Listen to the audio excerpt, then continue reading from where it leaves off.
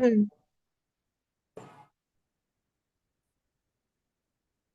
Mm. Okay, we're live. Okay, so hello.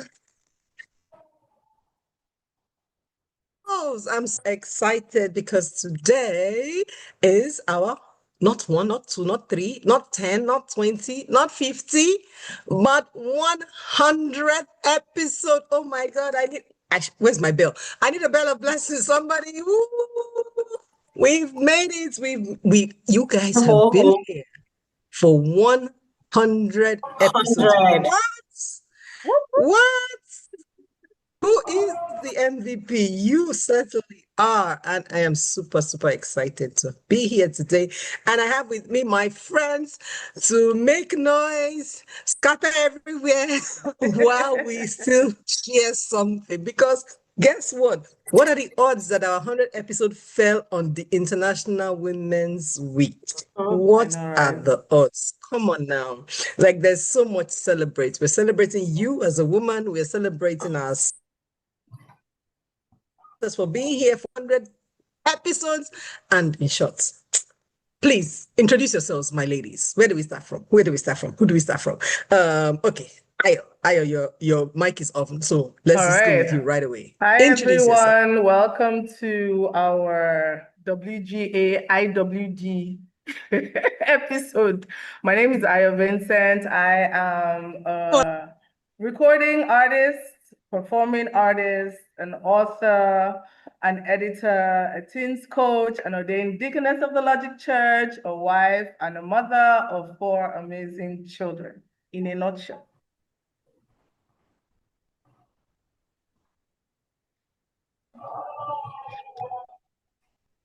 So much for joining us. And let's have For having Orifie. Are you me. ready? Yes, ma'am. Good evening and congratulations on 100 episodes. I think that is a testament to consistency and you should give yourself a huge pat on the back. Woo! Yeah, so so my name is Orifie Uyo. I'm an executive coach and a strategist. I call myself a people builder because I help people put together the building blocks of their real lives, not just life generally, their real lives, help them live up to their potential. I'm a career professional, almost 20 years experience. I'm a wife, I'm a mother, I'm an author, I'm a school proprietress. So I do quite a lot of things. But what I do mainly is help people identify and live their best lives so that you just don't escort other people to the world, you live your own as well. Thank I you. love it. That's I love it. Welcome. Okay, Temitope, who we call Sunshine. See how she's shining into the screen today. Give us. I should have said my name is Sunshine, like use that caption on my name because now I'm looking You at know, Timmy talking and I'm like, okay, let me introduce myself with my real name. it's your real name. My real name. My name is Temi Mofai. Of course, my friends call me Sunshine. Welcome to our 100th episode. So I'm a commercial strategist. I work in the tech industry. That's for my 9 to 5. I also own an organic skincare business. So this shine that I'm shining, you It's know. not So I ordinary. own an organic skincare business as a chief formulator. So essentially we've turned the basic organic products into luxurious items that the everyday human, the females, the males, the children can make use of. So welcome to our 100th episode. We still have one more panelist who is on her way and will be with us shortly. When she comes, you will know why. She's the fire and she's bringing all the fire. So we're excited to have you all. And thank you, ladies, for being here. I do not take your time this evening for granted. And, I truly, truly, truly, truly love you. So, welcome. So today is our 100th episode, 100. I don't even know where to start from. But when I want to ask, I just want to start with the personal reflection, right? When you hear the phrase give to gain, because we're talking International Women's Day, right? And the topic, or rather the theme for this year is give to gain. So what does it mean to you as a woman? Like, let's just go round one. Just very quickly, very briefly, tell me, what does it mean to you? And the way you are on my screen, I'm going to start with Orifie, then Temitope, then Ayo. That's the way you are showing on my own screen right now. So Orifie, tell me, what does give to gain mean to you? Okay.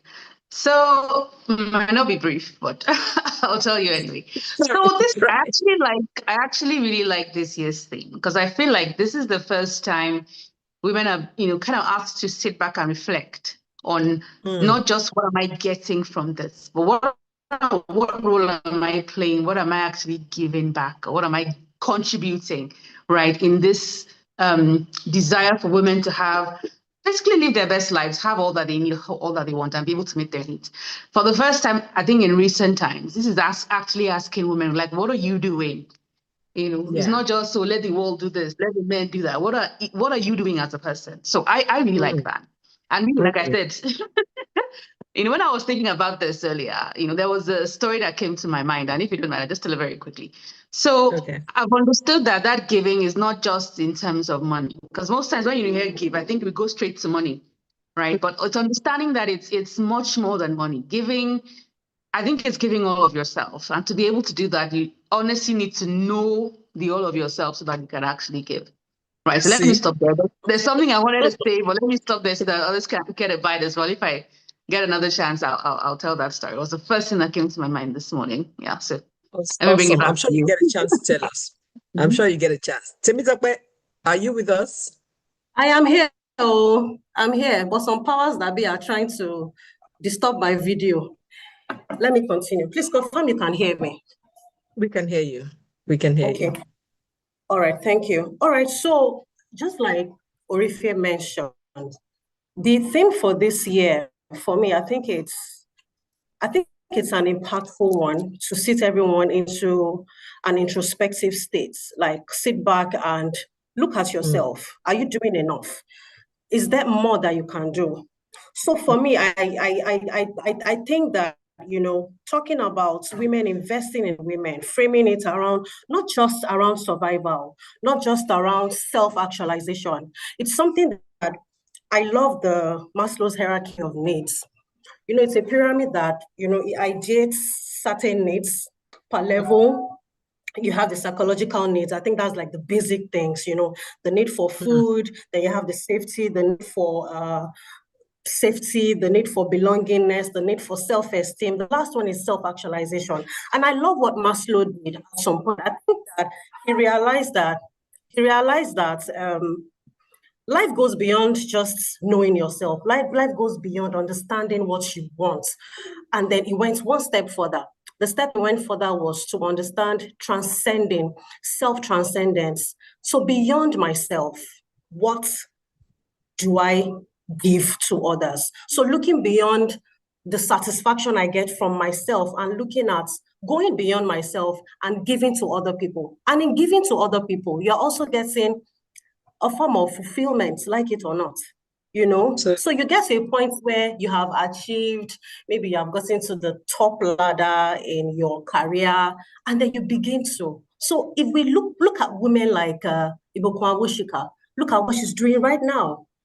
Look at what she's doing right now. She's building other people. So that is self-transcendent. So I love the theme of this year so much because it helps us sit back, understand what we need to do more. I mean, if we look at some women, at some point, I started to feel like, okay, I think we have this unwritten memo of, I thought we called ourselves to one side and said that we are already, incorporating things in a better way. When you see people who are falling short of the ladder, and then you be like, no, I haven't done enough. I still need to keep giving. So for me, in a nutshell, that is what the theme for this year is to me. Thank you. Thank you so much. Ayo, what does give to gain mean to you? Please tell us.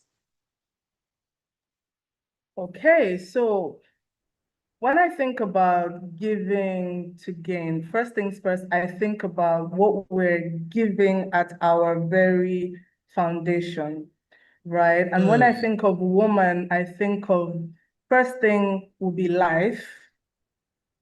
The second thing will be our identity, where we how we see ourselves, what we know to be true about ourselves, which then influences how we interact with our world, how we give, what we give, how much we can give. And then the third thing I think about is wisdom. And when I say life, I say, okay, first of all, we're the ones who are incubating life, right? We are birthing life. We are nurturing life. That in and of itself is one of the greatest gifts that as women, we are privileged to contribute to this world, because sometimes in giving life, our lives are literally taken, right? So it is such a huge sacrifice. That's number one. Number two, when I say identity, for us to even be able to give life is because life was given to us. We have the life of God.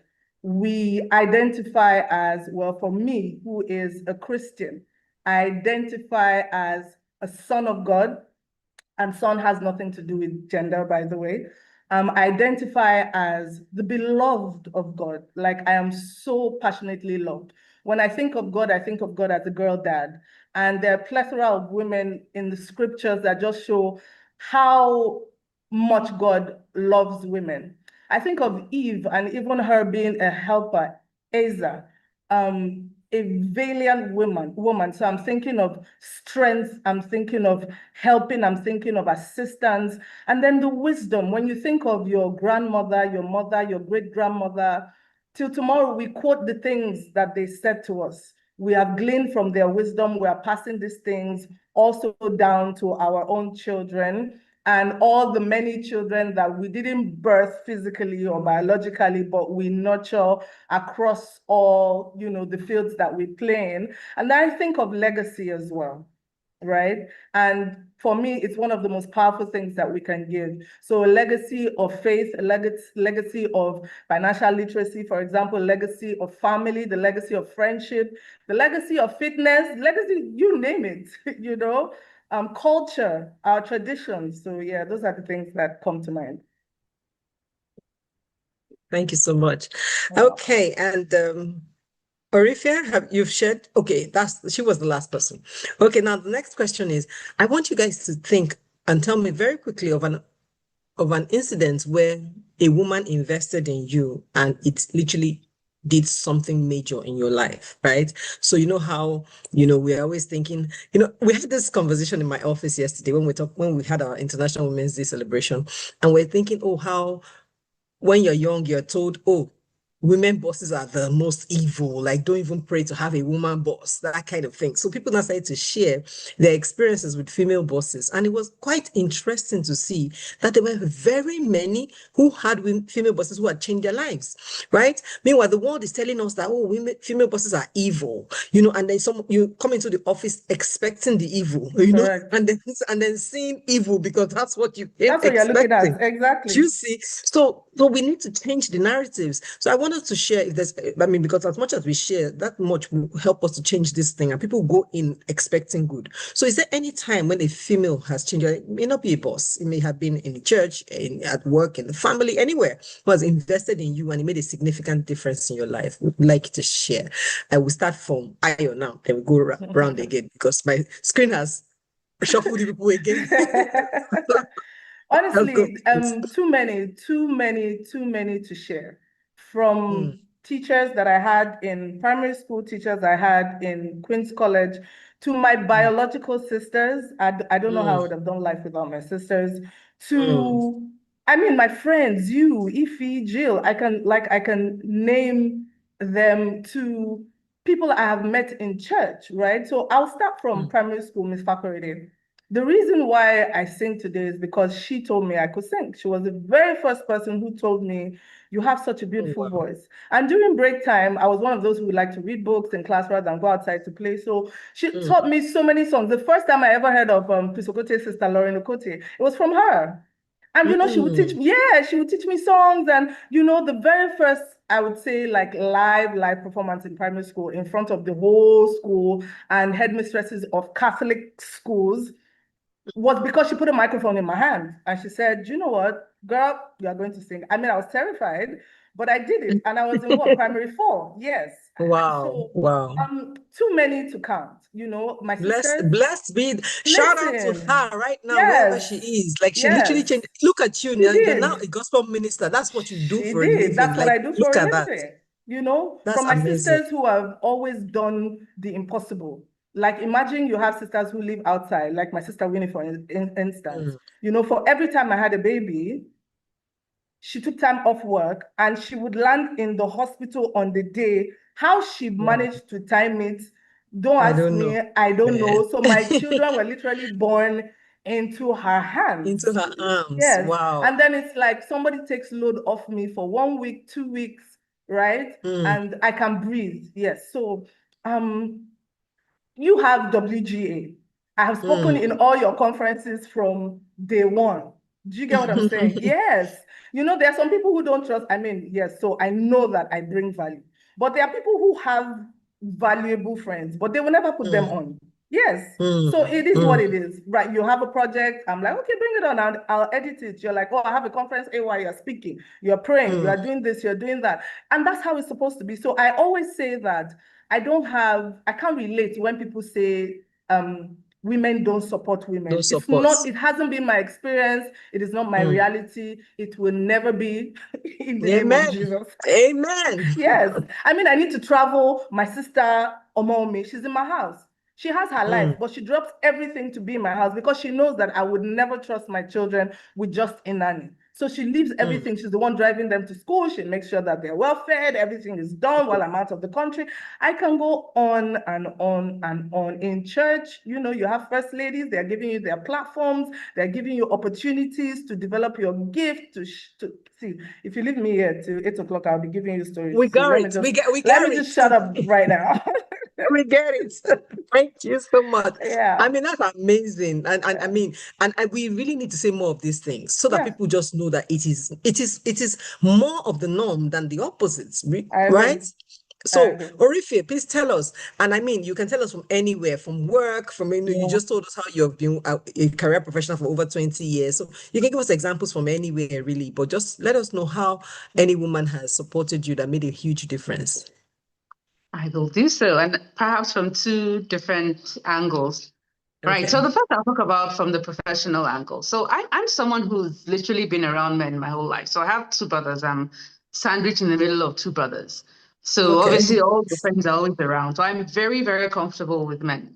My first couple of jobs, I was the only woman around. So I didn't have much of that experience until much later in my career. And I remember one lady, I don't know if I can name names. I don't mind. Name them all. My boss at the time. Okay, so this far is she was a good one. Eleanor Fatai Williams, fantastic woman, fantastic. She was my first female boss ever. And like you said, I had this, chip on my shoulder. Women bosses. Oh, let me see. But honestly, she was an angel. Honestly, I think she was sent to me to show me this is how to be a female boss, right? There was one thing she said I can never forget. So I can't remember how many years I was in the company, but I still had this need to prove. And she called me one day because my health was suffering. I was having, every day, every other day, I was going to hospital, this and that. And she called me and she said, Orifie, we all know you in the business. You have nothing to prove, right? If anything happens to you, your family will be left holding the can or holding whatever, and the business will move on, right? So you need to learn how to balance your work. And I understand you're a professional and all of that. You need to learn to balance that with your health. Don't forget that you have a home to go to, you have a responsibility towards that. And I think that screwed something in my head. It was like she poured cold water on me, like, yes, you're a professional, yes, you're ambitious, yes, you want to succeed, yes, and yes, but don't forget this other part of yourself. In fact, you probably owe more responsibility to the home. Yeah, and the people that will actually miss you if anything happens to you, right? In as much as you want to succeed in the workplace. So to me, I can never forget that. Whenever I remember that. That was a sound resetting of your brain. Very, very important. It was like they screwed something. Screw something back into my head that was loose. It was really good. And I learned from that you could take a step back and do what you need to do. But apart from that, she was just, like I said, to me, it was an example. This is what a female boss should be like. Forget about all the things that people have said or you've heard. This is a prototype. Really just do as you have seen. And I feel like God put her in front of me so that I could see that even as we growing in the organization. I also want to say something from almost from a home perspective. And I want to talk particularly about my mother-in-law. Like my mother-in-law was sent from God. You know, I say if I had somebody, gone, we need to hear that. for real, if I'd gone shopping to pick all the things I need in the mother, I would not have been able to put her together. She was still is, not just was, she still is fantastic. And something that was, struck me so much. When I was having my kid, she would not come when I had baby. She would ask me, when are you going back to work? When are you going back to work? Tell me when you're going back to work. I will come. Because she understood how difficult that transition from maternity leave back to work is. Trying to work. It was both of my last two children, she came for the both of them. Same thing. And my mother-in-law retired as a matron, like a chief pediatric matron. She would come to my house and ask me, how do you birth your child?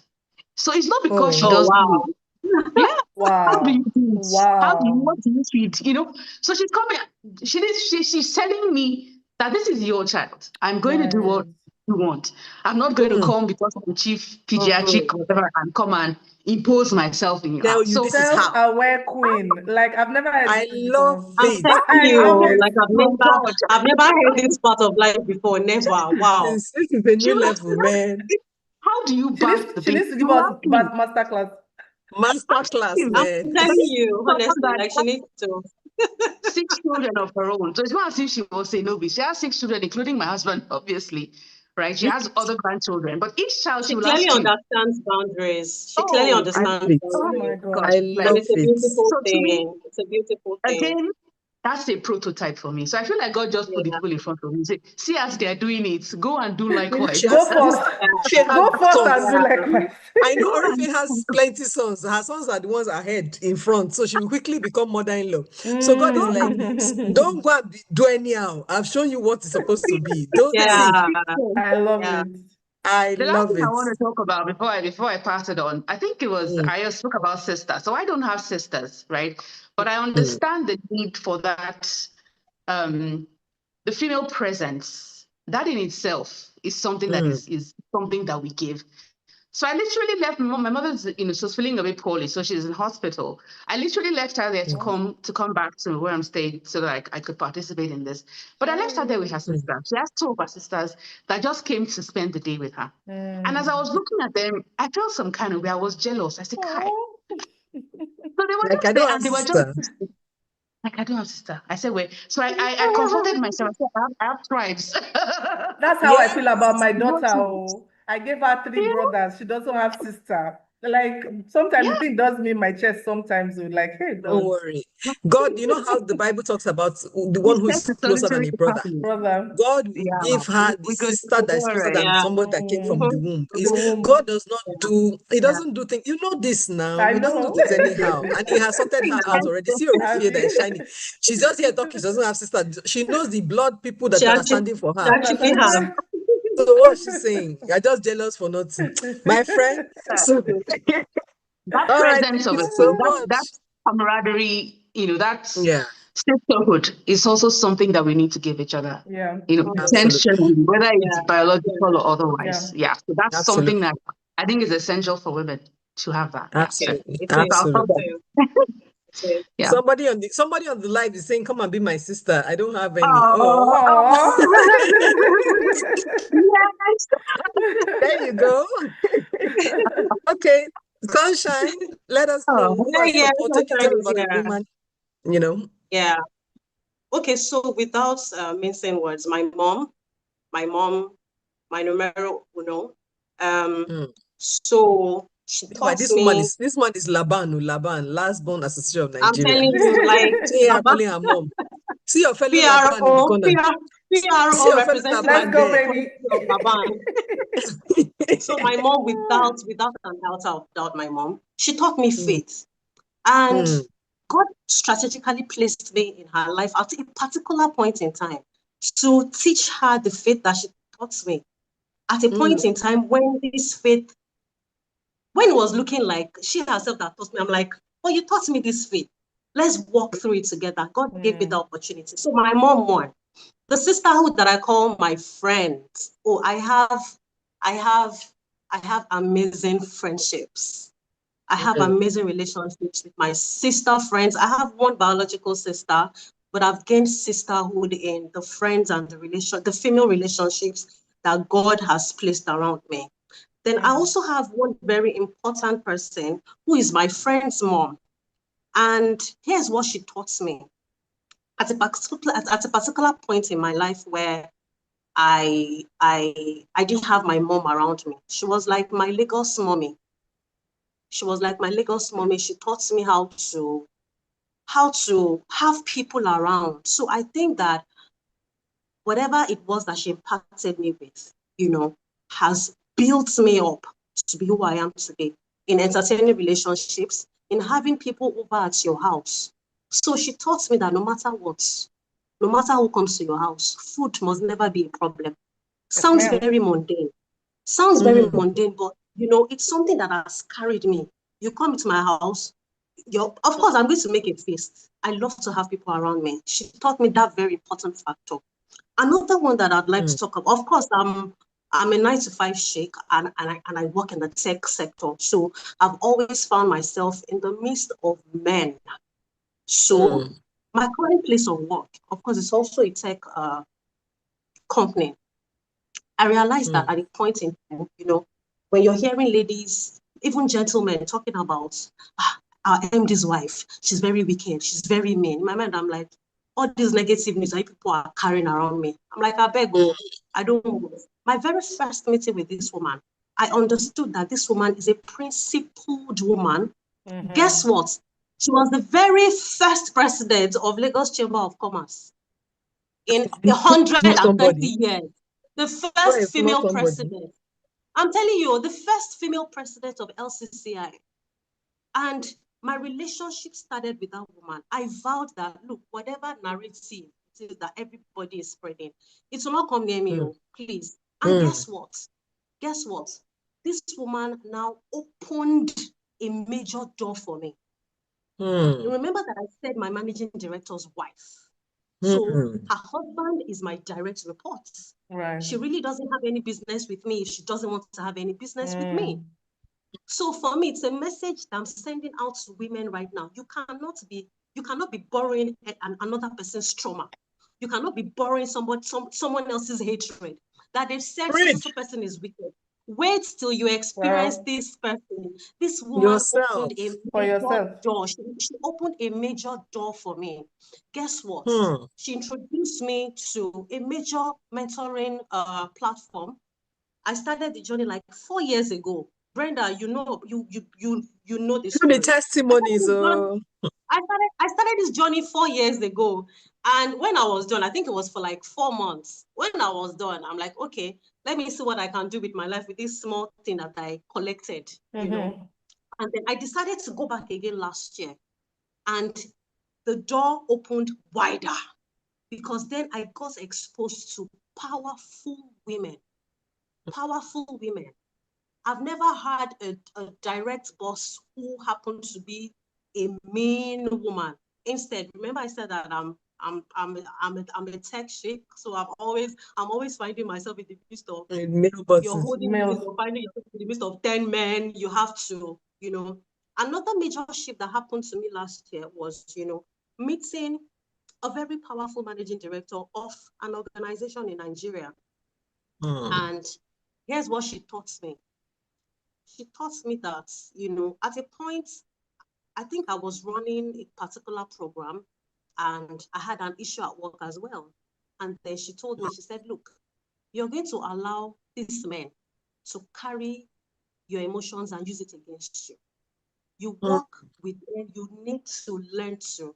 So emotional regulation, I've learned a lot from powerful women.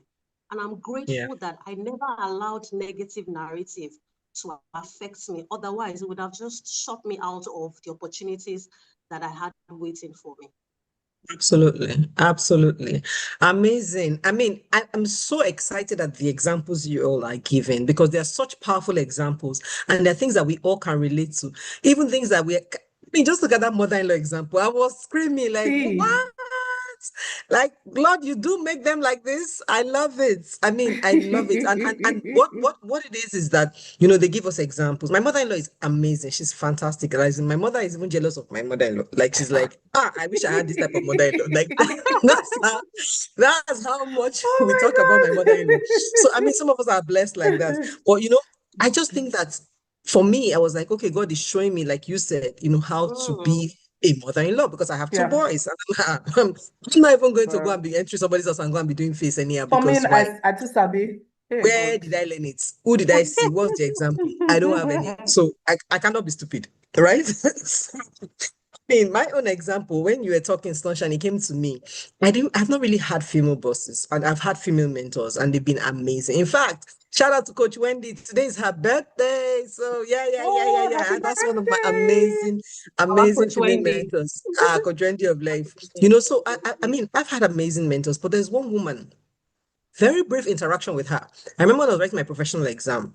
We have this exam, it's in 4 papers. So it's 3 written papers and 1 oral. And if you fail the oral, you rewrite it and another written paper, regardless of whether you passed it. So the oral is a big deal. Because of course, architecture is about how you can convince your clients. If you cannot talk, you cannot expect what are you really going to do? So it's a big deal. Now here we were having a mock preparation for the exam. And as we got to the panel, I don't know whether it was because I did not sleep that night. So I don't know what it was. But as I started to explain and answer the questions, I just started crying. Hey, see my life on the main Were you not road. pregnant? No, I wasn't even pregnant. Wasn't that finished exam? exam that I was Okay, pregnant. okay, So I all was right. like, I was crying. No. Hey, see my life. I was trying to clean I could not hold myself. The woman was just scared me. She just allowed me to gather myself. She just said, let me give you one advice. One, look at me very well. She just straight her eyes said, in this profession, the men don't even want us here. So when you are here complete. You will gather yourself. No matter what is going on, they will not see your tears. Are you hearing me? Go enter the bathroom, cry and clean your eyes, and come back and face what you have to face. Yes, ma'am. Say, whatever happens, they must not see your tears. I was like, yes, ma'am. Yes, ma'am. I was like, but it sunk very deep. I said, whatever. I don't care what is going on. Go into the bathroom, excuse yourself, cry, clean it, clean your face, put makeup, come back, and say what you have to say with your full chest. Because what? You are as professional as they are. Don't let them say women are this woman. I said, don't do it. I said, yes, ma'am. Yes, by the time I wrote the actual exam, hey, it's like God was preparing me because if you see the panel I had, oh boy, it was not even funny. But my chest was, I was even panicking. I just heard the names of people on the panel. So I had to run quickly to the bathroom, breathe. I did some breathing exercise. I started singing. I worshipped everything. I was like, okay, God, okay, I'm ready now. And then I went because I was like, whatever happens, you must not cry. Don't go and disgrace this woman. She has warned you. And even throughout my professional life, I've realized I have not cried in front of any man because I'm like, this woman, wherever she is, never that. Like, never get to my tears. she's like, how, why? So it was just one interaction with her that left a lasting impression because she cared enough to talk. Some of them would have just been irritated. I'm like, what's wrong with this one? I just failed me, and just keep it moving. But she cared enough to actually spend time to educate me on why this was a no-no. So I think as much as possible, we need to do that as women. Okay, so we're going to go right into tailored questions for each of you. I'm going to start with Ayo. So Ayo, you work closely with young girls and teenagers, right? Yeah. So from your experience and your interaction with them, what is the most important thing that older women need to intentionally give to this next generation? What do you think is the most important thing that older women need to share with this next generation in your experience as someone who works with teens?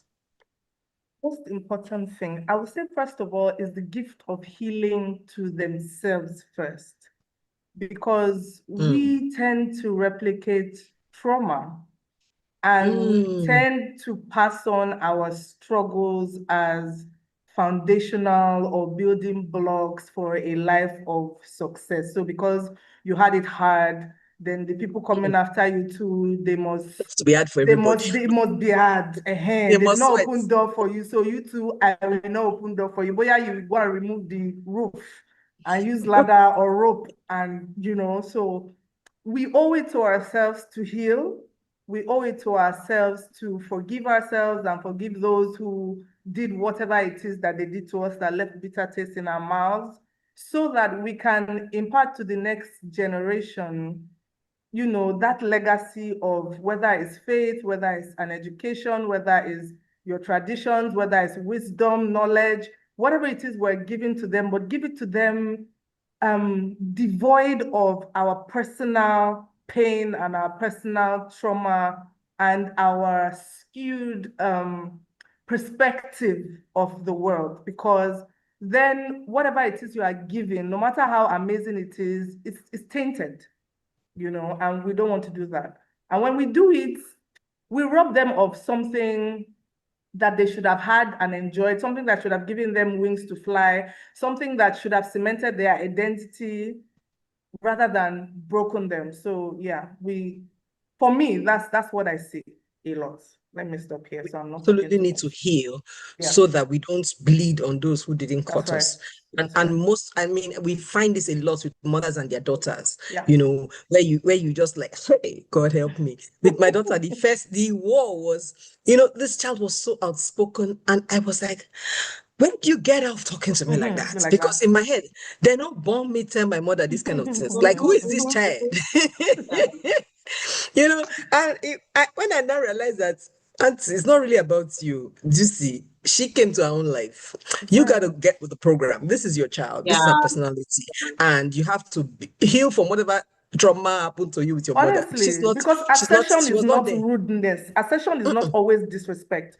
And when it's disrespectful, you can call it out and show them how to articulate their thoughts better. But shutting them up or silencing them is not an option. No, it's not okay. Not even with girls, because with girls, it's very important that they can speak up. It's very important that they can accept themselves. They will need it in marriage. They will need it in the workplace. They will need it in school. They will need it everywhere. The world has silenced girls enough. If God in heaven did not silence the daughters of Zelophehad, who are we? Listen. Please don't let me start preaching right now. Because then the day I came across that scripture, something shifted. Girl. It was like, come on now. Give them their portion. If God did not silence those girls, give them their portion. And a closed mouth is a closed destiny. Closed mouth never get fed. So let the girls speak. Yes. You deal with your own trauma. Deal with your ego. Yeah. And as Coach Wendy will say, put on your humility, Agbada, and allow the child to speak. Yes. Because why is it vexing you? Why is your body pinching you so much? What's the problem? Who did you this thing? It's not the child, certainly. Oh my God. This question is for you, ma'am.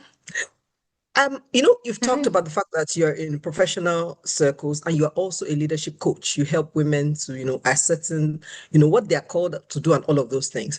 I want to ask you, what shifts do you think happen when women intentionally start advocating for other women in the workplace? Because you see, it's not very common. We think that, everybody is almost like a rat race. Everybody's rushing to get to the top themselves. But in these days, we are now talking more about this. And I think this gift to gain is a very good opportunity to have these conversations. How are you advocating for other women? How are you giving them space? How are you giving them opportunities? So my question really is, what shifts do you think would happen, or do you think happen when women intentionally start advocating for other women in the workplace? And you can tell stories, you can tell us anything, but give us. How do you know? All right. So you'll allow me on this one. I want to say a bit about the last question you asked and then segue into this one as well, if you'll allow me.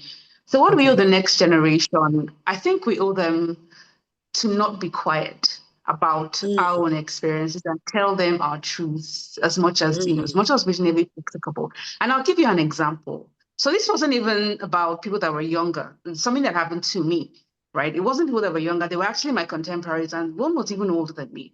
And the issue was, so I was pregnant before I got married, right? So I married in February 10, my son was born March 7. So I kind of do the math, right? And the whole drama around that was like, and I don't do drama as a person. I excuse myself from dramatic situations, right? So I was like, this is too much drama and it's not necessary. But I found out that the people around me were getting into that. So out of my 3 best friends at that point in time, and we were not babies, right? 2 out of the 3 of them also got pregnant. And I was like, is it because I didn't tell them that it's a drama that you don't need to be in, right? So there was one person, she was older than me, and it kept on coming to my spirit, tell her about this thing, tell her about this thing. And she was older than me. And obviously I knew she wanted to be married, she wanted to have kids, and she was looking at her biological clock, right? So I invited her to my house one day, we were just talking, and I said, well, I'm going to, if I perish, I perish. Let me just tell you this thing. So I told her, I'm like, this whole, I've heard you say it a couple of times, maybe I should just have a baby, maybe I should just have a baby. Let me tell you, this whole being pregnant before being married, it's not a place that you really want to be in. Not a walk in the park. Right? Did she listen to me? No. And she almost died. She got pregnant, and she lost the baby, and she almost died. But I thought to myself, I felt vindicated. Let me not lie. I felt okay. At least I opened my mouth this one. Right? The other I didn't tell that going into the same situation as well. Well, I can blame myself. I should have said something. But I thought everybody's an adult. They all knew better. But apparently, you need to talk. Even the adults didn't listen. Right. So I feel like there's something about our experiences that we need to share. Those who will listen will listen. Those who will not, will not. Right. So telling our truths. I feel like, even having babies, postpartum, I feel like nobody tells women what to expect. Because I was like, is that something wrong? Am I funny? Nobody told me about that 4th trimester. That is the hardest thing. I was like, what's going on here? I was like, it's not possible that this was going on. They didn't want to discourage us. I know, because I remember my mom saying something like that if I had told you everything that I experienced, I know if you're not born, you no go born. You no go born. I feel like we need to tell. Because with my 2nd child, it was so much easier. I realized it was just in my head. I knew what to kind of expect. I prepared myself mentally. So it was much easier. Much easier. But with the house, it was like so traumatic. So just simple things like that. I think that speak the truth, even if they call it age appropriate, or you need to censor something. The people that are coming after us don't need to go through the same things. I agree. I feel like we're telling them about our experiences, the ones that they kind of, and they choose to listen to because it's their choice, right? We owe it to them. So that's what I wanted to just add to that. Now, you talked about in the workplace, what happens when women begin to advocate for each other? So there's a challenge in the corporate environment, in the sense that, well, where I operate in any case, everyone is in their meritoriously by merit. There's no man, there's no whatever. Everyone got in there through merit. And even the women don't necessarily want to have it look like, they've gotten an unfair advantage, quote unquote. Even though I said, look, whatever advantage you have, take it. It's not going to be there forever, right? You already know what you are in here. You got nothing to prove. But generally, there's a thing around that. But what we actually can give is kind of what I've just said, right? The experiences of the environment of life. We can give younger people that. And again, those who choose to listen, we're even dealing with the younger generation that, kind of knows it all. Right. To listen, you don't know. But I think it behoves on the older ones. So things like your time, because my office space, we have like a coaching opportunities, a coaching platform.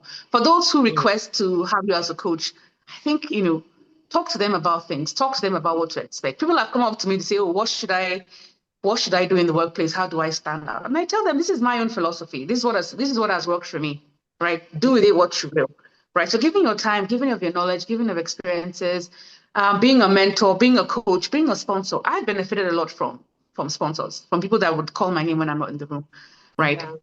I think that is something that, and honestly, it's, yes, my bosses, the female bosses as well, but the one I remember the most is a male boss that literally carried me on his head from the time I joined the company until he retired. I know for certain that every room that my name was mentioned, he was saying good things, right? So do we have that intentionally for older women and younger women? I'm not sure we're there yet. And perhaps that's a shift that needs to happen, that it's okay to step out as women and advocate for women. I'm not sure we're where we need to be in that space, to be completely honest. I think that's the shift that actually needs to happen, right? It For needs us to to happen. be, to give ourselves permission to do that. I think that's kind of what's missing. We say, oh, we should do this, we should do that, but are we ready to do it? That's why I said I like this year's gift, this year's theme. It's about women ourselves. It's What are so you deep. like? What's your putting in this game? True. It's so deep. Skin in the game? So we need to have more sponsors in the room. How many of you are sponsoring other women? Oh, we need to have more this. How many of you are doing that? Yeah. So what's your skin?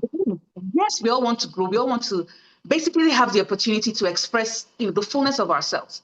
But how are we actually contributing to that and intentionally doing that into the next generation? Yeah. So I think what you are saying, what will shift, this actual shift that needs to happen is giving ourselves permission to do that. Do it. Yeah. Let the change start from within. Start from I us. completely agree. And I agree because, every time we go to, all this business coaching or whatever, you hear things about the old boys club, and how men always advocate for themselves, how they sit down over drinks and share deals and all of those things. And women are left out because they go straight to home after work. Because of course there's the babies, there's a husband and everybody you need to take care of. So when we know that this is our own personal struggle, because hello, we have a family, we are not about to throw away our family, right? So when we know that this is our own personal struggle, how then can we help ourselves? And which is why I like what Orifia said about sharing your experiences. So that lady who spoke to you, that your boss who told you that, don't come and die here. See, it's not necessary. It's not necessary. We already know that you see, don't kill yourself. So she's been there, she's done that, and she's not realizing she's seeing you about to enter the same place, like don't do it. And that is what we need to be. At the very least, even if you cannot mention them in places yet, at the very least, share with them what can go wrong. Don't enter the same pits. You're going to say something horrific. And Brenda, that thing you just said, that men have an old boys club. What's stopping us from having we don't want to say old girls, right? What's stopping us from having a girls club? What is stopping it? Our own doesn't have to be after work. Why don't we do it on Saturday afternoon? We can have brunch. Do you see? But I think we're doing better as women. I think we're doing better as women, actually. We're doing better. Yeah, but I think we need to take it up a notch. Step it up. Take it up a notch. A lot more. We can do more. Yeah, we can do a lot more. I agree because together we can do more. Yeah. Okay. I'll give you an example. In medical sciences, we realize that most of the discoveries were done using male bodies and the male species, as it were. So a lot of the things that women need were not taken into consideration. Even as simple as women needing more hours of sleep. Nobody knew that because the number of hours was done by all the tests, experiments were done by men. Studies were done by men. People say, oh, it's because it's women, they're not. And I'm like, yes, but that as of today, we have enough doctors. We have enough researchers. Why do we have to wait for a man to say it's okay to do so? At what point do we give ourselves permission to do the things we need to do for ourselves as women? So stop waiting. I think that is my own, Stop waiting, contribute to the thing that you want to see, the growth we want to see, the future we want to see, put ourselves in it and do it. I don't need anybody to give me permission to do, research on a female species. I mean, if I'm a female doctor. Why does a man have to say it's okay to do that? Nobody needs to say that. At this age and stage. We are of age. We are of age. It's not necessary. Oh my God.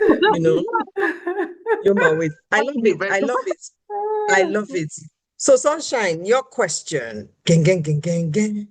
So I have three questions for you, and because of time, I'm not reasoning to one. So in selecting the one that is the most important is what's the problem now. Okay, but here's the one that is landing with you. So I know that you're a very strong advocate for mentorship. You've had this conversation many times. Every time you tell me about how personally mentorship has helped you in your career and all of that. Why do you believe mentorship is so important for women? And I think it's a good question to follow on what we have just already started talking about. Yeah. So please let us know, and feel free to give us your personal stories. We'll take it. Yeah. The personal stories, yes, please. So I call mentorship the ultimate destiny cheat code, because there's an example that I love to give in comparing those that have mentors to those that don't have mentors. So imagine you walk into a furniture store maybe you went there 3 days ago. So now I'm saying you, Brenda, you go into a furniture store and you got a set of furniture for 500,000 naira. And then you go back there today and you realize that that furniture that you got 500,000 naira has been slashed by, let's say 70%. And it's now, let's say 120,000 naira. Same quality, same everything, same store. How would you feel? It's like I picked. It's like I just. If I already You bought that it I 500K, I will not be know, happy. you will. No, you You feel that bad. I know, we will not hear the last of this matter. You know, I'll call everybody. So yes, so I liken those that have mentors to having automatic 70% off their life's journey.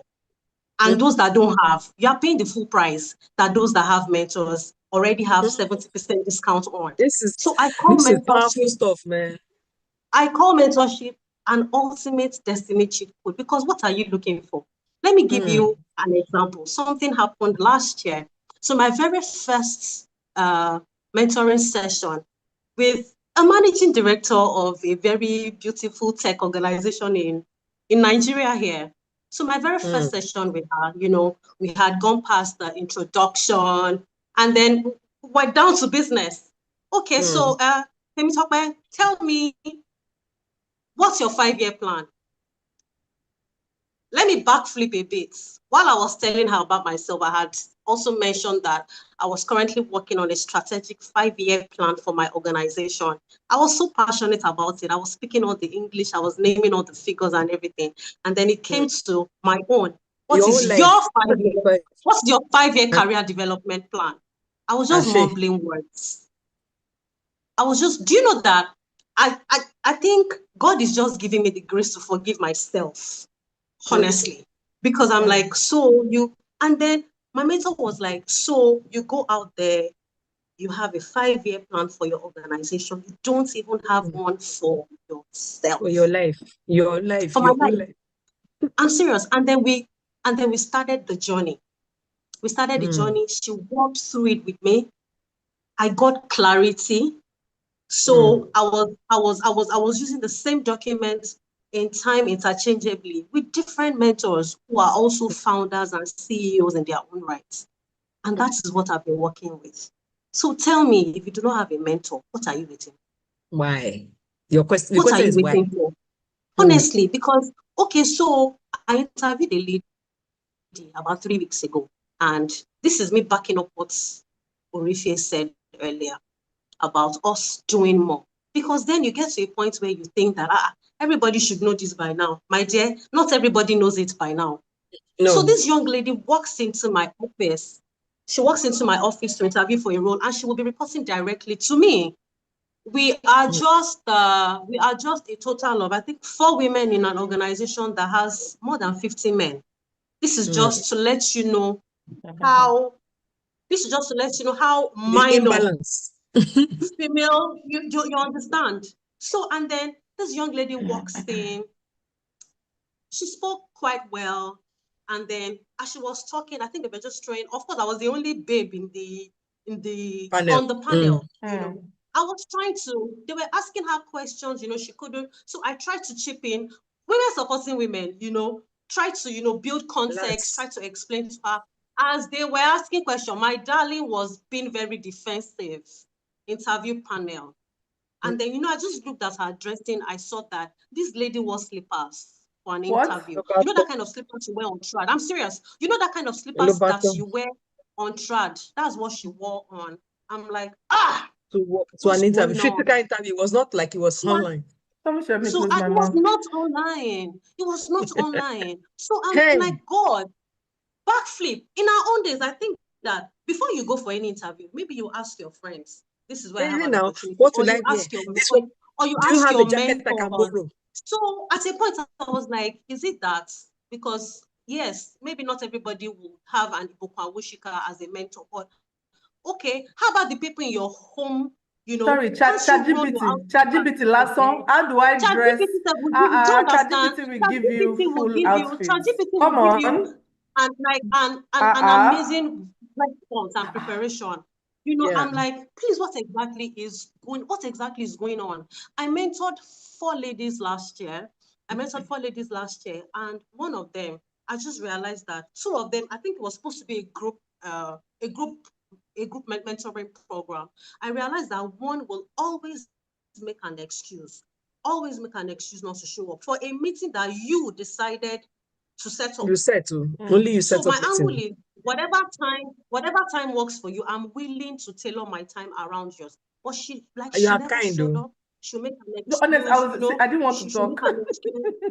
She Oh, has babies. kind girl. She has, in my mind, I'm like, you have baby. Come and ask me. You think that this is the only thing I'm doing? Excuses. So in as much as we're trying to encourage people to submit to mentoring, they also have to be ready, because you by Shove it yourself down feel their the form throats. that you wanted to be a mentee. Mm. You feel the Yeah. form. You interviewed, they picked you rather. Why are you slacking on your own responsibilities? Yeah. So I think it's that's it really for me. critical that we say things like that. Thank you so much, Yeah. Sunshine. It's really important that we talk about this. You know, when we talk about things like mentorship, everybody thinks, "Oh, I want a mentor. I want a mentor. My mentor, my mentor."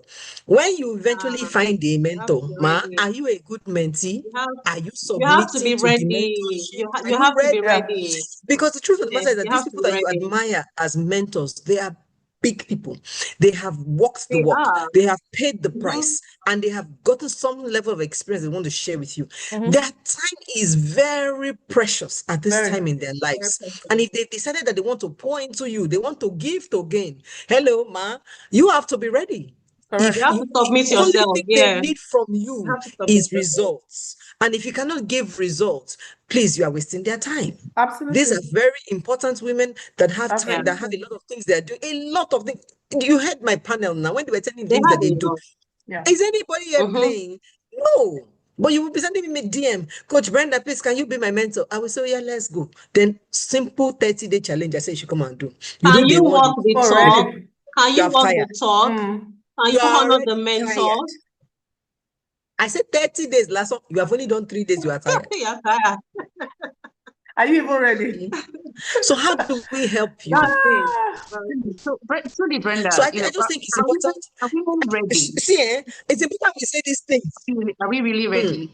You know, Not Yeah. are sure. we really I'm ready. ready? Because I understand. Look, like I said, I've been in the corporate for almost 2 decades, so I've gone through the the The rants. cycle. Right? People tell me, "Oh, we had a Yeah. baby." I was like, I Mm. started a job January, February. I was pregnant. I say, "Oh my God, oh Yes. my God, It happened to me. what It kind of a happened to me. I life is said in this?" April, by Mm. May, I was pregnant for February. I don't start a work. You know, I so you just have said, to do that. I went through all of that, right? So when I see, and you know, sometimes when people say, "Oh, because you have gone through it, doesn't mean that other people have to go through it." But there's a certain level of energy Mm. as a woman that you have to be willing to invest, and there's a certain Mm. level of inconvenience that is going to bring to you. Are you willing to accept Oh that? no, it's There's a certain critical. level of It's life. discipline that you have to put in your own life. There's a It's certain part level of and systems parcel that of you have life. to stand. You understand? So a lot of women say, "Oh, they are not allowing us to do this. They are not giving us." Are Mm. you ready? Are you giving willing yourself. to Yeah. invest your Wanting to give time? it to you. Yes. Are you ready to Yeah. give us? That's why I say I Yeah. love this thing. I so love it. What are you giving? Mm-hmm. Yeah. Like you say you want to carry as a Yeah. woman, you Yeah. say I want to be given opportunities. Give your If they give time. you that Yes. opportunity, can you meet up to Okay, it? now can you make Are use you of prepared it? yourself? Can you Can you meet produce up? Can you meet results? up? Are you ready to step in, or you just want to hand things on a platter of gold? That's what makes the diversity conversation difficult. You cannot Yeah. expect for Yes. things to be True. handed on a platter of when there's You're giving 10 men around excuses. Yeah. that can step into it. Yeah. So Let me if give Exactly. you an the things example. is going to be given to you, you must show that you can do it. You And must. this is where Exactly. You must. Because So you're somebody you got contesting to with give a lot. yourself to prepare for that. see, You this thing we're understand? saying, You're contesting with a lot. is You're Conversation contesting that with a needs lot, to be especially in had. the workplace. You're so let contesting me with a tell you lot, what especially So in happened the you can't recently. workplace. expect things to just be handed over to you Yeah. because you're a Yeah. woman and then do it anymore. Because what that does is Yeah. that it defeats the entire conversation. It You know, does. people will not point. Exactly. Shey True. we gave this one, we couldn't do it. Shey we gave that one, we couldn't do it. So You what are have we killed the whole bothering to give? conversation. Yes, Mm-hmm, yes. mm-hmm, Mm. mm-hmm, So, mm-hmm, so what mm-hmm. happened to me recently? I saw a guy on LinkedIn. He said he was going to give a scholarship to an architecture student who was, deserving, but didn't have the money for school fees. And I thought, oh, that's an amazing thing. And I said, I went to DM. I said, okay, for me as Women's Growth Academy, I would like to give one more student. So whatever entries you get, give me the top female students. Right? I said, well, women's growth, hello, women supporting women. Give me the top female students among the entries you get. I would like to sponsor the female. And this guy went and came back and said, there's no female students. I said, it's not true, sir. Azal, please. It's not true, sir. My organization is about women. I want to sponsor a woman. I'm not going to sponsor. You can't make me sponsor a man. Go and look well. Sift through all the applications and search it well. The best of the girls you get, if it's one girl that they bring it, I want to sponsor a woman. And then he went and then came back and they said, oh, they found a female. And I said, okay, alas. And I said, but why was it hard? Guess what happened? Oh, any female has made it. Oh, welcome. Any female, welcome. Welcome, any female. I asked him, why was it so hard for you to find a female? And he said, oh, the one female that had applied under her brother's name or something funny like that. Why? I was just tired. I was just tired. Imposter syndrome. I don't even already thought that they won't pick her. Imposter syndrome. They are not going to pick me anyway.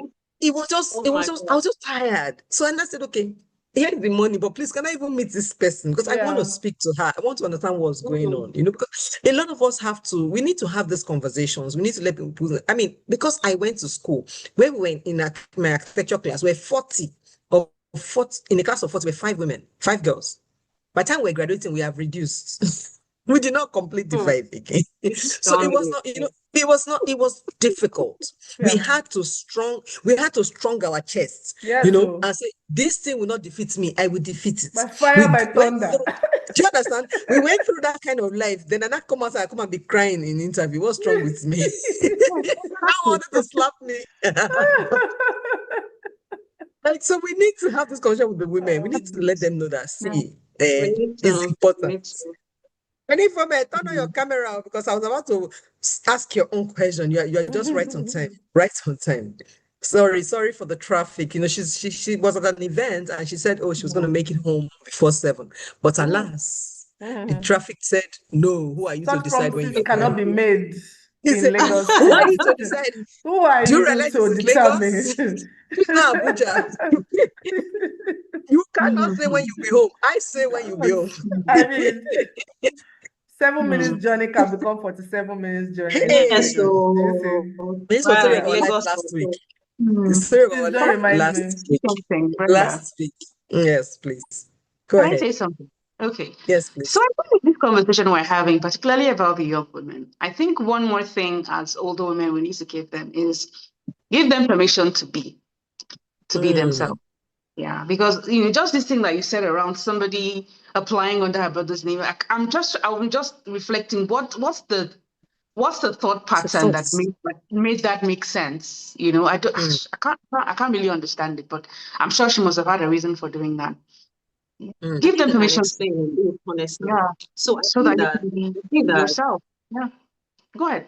Oh, absolutely. Okay. All right. So I'm trying to understand, because I think I've been in this kind of situation before. You're applying to an organization and you feel like these people are so smart and it's dominated by men. I think architecture is somewhat similar to tech as well. Okay, now we have a lot of tech girls, tech ladies, but way back, and let me put my middle name. My middle name is neutral. They won't know if I'm female. They won't know if I'm male. And then inside my resume, before we put everything, you put your father's house address, you put your local government area, you put all your records and everything on the CV. So you now start to save. Let me just put a neutral name so that when they see, they won't be able to tell if I'm female. That place where it has gender, I won't put female. I'll just ignore it. So yeah, coming from a place of, a girl who also had to battle imposter syndrome at some point in her life. So of course, it is not supposed to be an excuse. But then again, we continue to preach this. We continue to tell people. We continue to build a positive environment for the girls that we have around us. Sorry, please, let me give this very tiny example. So there's a woman on my street who sells small stuff. And then I walked into her shop one day. I wanted to buy something, and then she told me that her daughter is done with youth service and she needs a job. I said, "Oh, okay, no problem. Let me have her resume." So the babe gives me her phone. I gave her my WhatsApp number. Send me your resume. And then I go into my own, social circle to ask a friend of mine that I know that will not tell me no and works in that industry. And he sets up an interview within 1 week. Within 1 week, this girl got there. She got there late. Interview was supposed to be 12 in Ikoyi. She's living in Ikeja. She got there late. She got there 12:45. What are you doing? Is the interview? I remember back in our own days, we have interview at 6 a.m. Now, like 12 noon. Are you joking? And guess what? This organization is so pro-generational. They go to work only once in a week, physically. All other days you are home. She got to work 12:40. She got there 12:40, and this girl got to the interview. My friend calls me like an hour later and was like, this interview was a disaster. So I'm like, do not mince words, let me know. I call him, and then he puts his guys who interviewed this girl, puts these guys on speaker, and then we start to talk. She could not even articulate herself properly. This babe uses an iPhone. She couldn't articulate herself. I'm telling you, she couldn't articulate herself properly. They asked her, "Oh, what books do you read? Do you read books? What books do you read?" Okay, romance novel. God, do you know that? Specify book. Book is book, please. The graduate. Book is book, my please. darling. A graduate. Youth service done and everything. Do you? No, but if it's a question, don't really mean anything. Creator. What are you talking about? Content creator. She wants to become a content creator. What are you looking for a job for, madam? Even if you're doing content creator, she needs money to fund the creator lifestyle. You have to create your content, and you have to be a specialist in something, even if you want to create content. You have to. This content creator thing is going to lead children down the wrong path. There's something that my mentor always says. Why do you say so? She says you're not you should not go and be a content creator. Instead, be an entrepreneur who creates content. Do you understand? Have something you are sharing that you are creating content for. Don't just create content for the fun of content. For the sake of creating content. Do you understand? Because even people like the Mr. Macaronis, it's because they wanted to enter into Nollywood. Do you see? They had a target. It was a channel for them. Don't be a content creator just for the fun of it. What is your content doing? Is it selling your market? Is it, positioning you as a brand? What is it doing for you? You have to be clear. Absolutely. Not just content creator just for the fun of it. That's the thing that I don't even get about these kids. Like, don't stop it. I'm not a content creator. Listen, it's working. Listen, no, it is a thing. You can't say it's not a thing. It is a thing. It has to be. And there are a lot of them who are making money. No, you don't understand. First of all, wait. What is reality TV? That's content for those creator who watch now. it. It's content creation. Hold on. You said that's for those who watch it. The vast majority watch reality TV. People are looking for escapism and entertainment. Let's be clear. If that's your goal, it's fine. If your goal is to create a reality TV, it's also okay. But just be clear what your goal is. You see, someone like Enioluwa, why I respect that guy, he was very clear when he entered into this content business, what he wanted to do with his life. And he's getting there. Do you understand? So be clear. That was strategic for him. Be clear. So are you ready for us, or do we move on? Okay, you can talk without your video. I don't know, maybe if where you are unable to turn on your video. We have a question for you. We have a question for you. Are you with us? Are you with us? You have not escaped us. I'm waiting for you. But anyway, let us know. Okay, here she is. Hey, hi. She Hi, couldn't my look at it. people. What's my makeup? Said Hi, join the matter. Mama. It's necessary. It's the same makeup. Oh, I literally just got into my house, and you can see that it looks like my makeup has like a lot of oil It because doesn't I've have been anything. You are It looking doesn't nice. have Your hair anything. is You're on looking point. Yeah, like, we are fine. You're It's looking okay. good. don't be proud. Oh Welcome, my goodness, welcome. I have missed a lot. Yes, you have, but thank you Yes. for joining still. We appreciate you. So, any from very quickly, you can introduce yourself to us and tell us what you do, and then take this question, which is that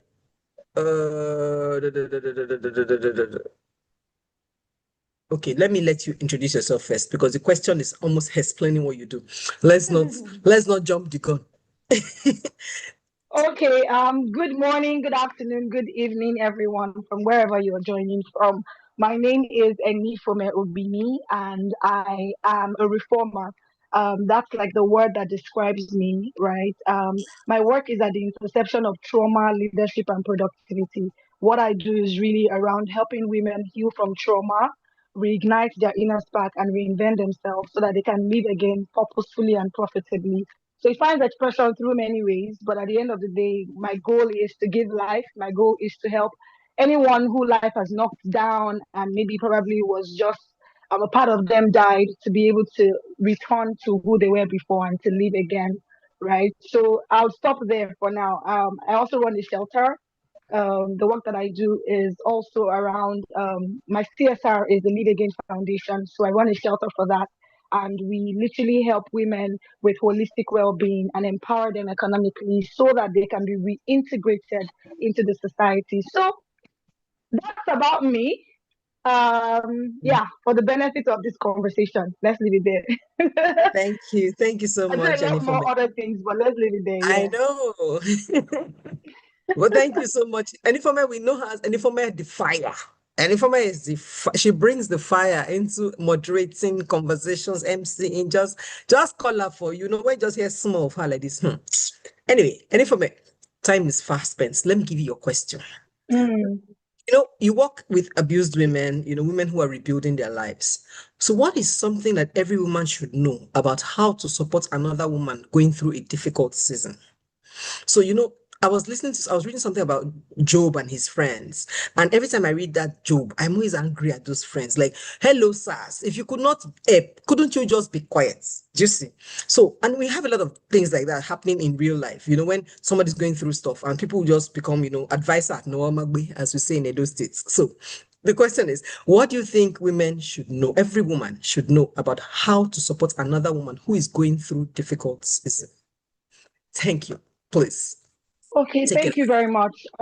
What we should know about women who are going through difficult season is it's it's very difficult for the person wearing the shoe, Mm, right? So you that is not going through it, you can be the motivator. You are the one that your mouth is sharp. Have you noticed that when mm, you're going through difficult seasons, sometimes you cannot motivate yourself? mhm, You can motivate others, but when you are the one wearing the shoe, it's difficult for you to even remember the things you know that would naturally motivate you. So empathy is the first thing. Any woman that wants to support a woman who is going through difficult situation has to first of all put themselves in that woman's shoe. If you don't, whatever you're doing, you are not going to be able to help that woman in a difficult season because if you do not understand what she's going through, or at least put yourself in her shoes, and I'm going to use a very classic example of an abused woman, right? A lot of times, other women are the people who make an abused woman feel like it's not that deep now. Like, as far as he's giving you money, as far as he's taking care of you, at least you can eat 3 square meals every day now. How are you? You Trying to even make have you designer feel like bag. you are. You're all right. Yeah, and you know the way abusers behave when they finish abusing the woman, they take her abroad, do Mm, something, buy her a new car, and then Crying in a just Bentley. story and everything. Yeah, yeah. Oh, I did not. I'm so sorry. My manners, please. Hello to all our panelists, all our fire Hi, speakers. lady. Okay. I just wanted to just come in and just jump in, so I forgive my manners. It's fine. Ayo, Temitope Orike, Hi, my and darling. Brenda, well done on this. In fact, 100th episode. I said I must show up. 100. Traffic. 100. Consistency queen. I'm telling you, consistency queen. And I said, no matter what, I'm going to be here. So yeah, I just have to say that. So back to what I was saying, right? So when they now start telling you that, oh, you need to just try to overlook what the man is doing, try to make it try to belittle what the woman is going through. And sometimes the good advice is just like what Peter said to Jesus, that don't go and die. And it was like, get thee behind me, Satan. Sometimes even the good advice they are giving you is from a place of ignorance, from a place of they don't even understand what it is because they are not going through it, right? So empathy is like the first thing. And then the second thing is find something that you can give. There is nothing, I feel like we have a lot of talkers, very few doers. People are talking. When Osinachi died, we had everybody turn to motivational speaker. Girl. Why didn't she leave the house? What is she doing there? Women. Blah, blah, blah, blah. And I asked the question: if you're going to open your house for her to stay, and for how long? Let's be real. And our children too. It's not just her and the children. Will you take the children too? And the children. And for how long? Children, yeah. Empathy, number one. Number two, give something, even if it's access. Talk to somebody about the woman. Search online. How can I help an abused woman? But you will see DSVA, you will see foundation, you will see live again, you will see, like, don't just say, oh yeah, it is well with you, it is well. her pain. Do something about it. Take action. Gift to gain is not just, okay, it is well with you, God bless you, may the Lord be with you, peace and love of Christ. It's not that one. Like that one should go chop. You understand? Give something. Check your house. If it's food she needs, take from your rice. If it is one day, you can give her one small milk cup. Something to give. Give her one milk cup from inside. Tell somebody about her. Get her a job. About her on your page. Post it or say, look, let's help this woman. I know the reason why I'm saying this. It's not really about what you have. It's not hard to give and putting yourself in that woman's shoes. You can do a lot. Sometimes all God needs is a vessel. It's just a vessel. You're not literally a vessel. Let me give a story. So there was a particular time, this one changed my whole mindset about giving. And which was, in fact, I think that God allowed that thing happen so that I can step fully into the assignment He gave me. Because at the time He gave me the assignment, in all levels, you they come I go help women make them live again. Me myself, where they come make I go help women live again. Me myself. So in that level, which message they send me like this? I mean, you're not there. I will say, sorry, my worry has entered. Not in the situation. The helper is really reached out to me. Do you understand? So this lady reached out to me. I knew her in church. She had lost her daughter. And it was a very tragic incident. Everybody was like, oh, yeah, we prayed and prayed and prayed, but the daughter eventually died. So we all knew the story. So she reached out to me one day to say, oh, hi from oh, hi, I'm in the hospital. What happened? I gave birth. Really? Wow, when did that happen? Oh, yeah, I had another pregnancy and I gave birth to another girl. I was so happy, like, thank God, God, and then she said, well, my husband is sick and I have been in the hospital for about a month and we had an emergency CS and bills keep increasing.